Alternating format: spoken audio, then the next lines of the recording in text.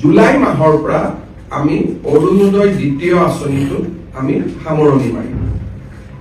এতিয়া গোটেই এই মাহটো আগষ্ট মাহটো আমাৰ নৱনিৰ্বাচিত পঞ্চায়তৰ প্ৰতিনিধিসকল বা জিলা উপায়ুক্তৰ প্ৰতিনিধি প্ৰত্যেকজন অৰুণোদয় হিতাধিকাৰী ঘৰলৈকে যাব। মোৰ পৰা এখন পত্ৰ লৈ যে আপুনি অৰুণোদয়ৰ বাবে নিৰ্বাচিত হৈছে। আৰু অকল খালী পত্ৰখন দিবৰ কাৰণে অলপ বেয়া লাগে কাৰণে লগত এখন আমি সৰু কিতাপো পঠাইছো। যিখনৰ লগত এখন সৰু আমি কিতাপো দি পঠাইছো, যিহেতু এইবাৰ আমি কিতাপৰ বৰ্ষ পালন কৰি আছো।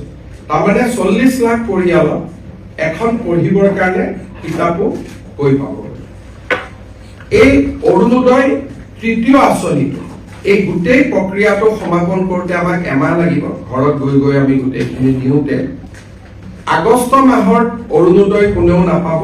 আমি ছেপ্টেম্বৰ মাহৰ 17 তাৰিখে প্ৰধানমন্ত্ৰী নৰেন্দ্ৰ মোদী ডাঙৰীয়াৰ জন্মদিনৰ দিনা, উপজা দিনৰ দিনা আমি অৰুণোদয় তৃতীয় আঁচনিটো আনুষ্ঠানিকভাৱে আৰম্ভ কৰিম।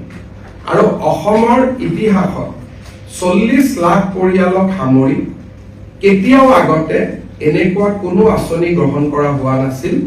আৰু এইবাৰ আঁচনিটো লৈ আমি প্ৰত্যেক ঘৰ মানুহৰ দুৱাৰ মুখত গৈ আমি উপস্থিত হ'ম যে আপুনি অৰুণোদয় পাইছে।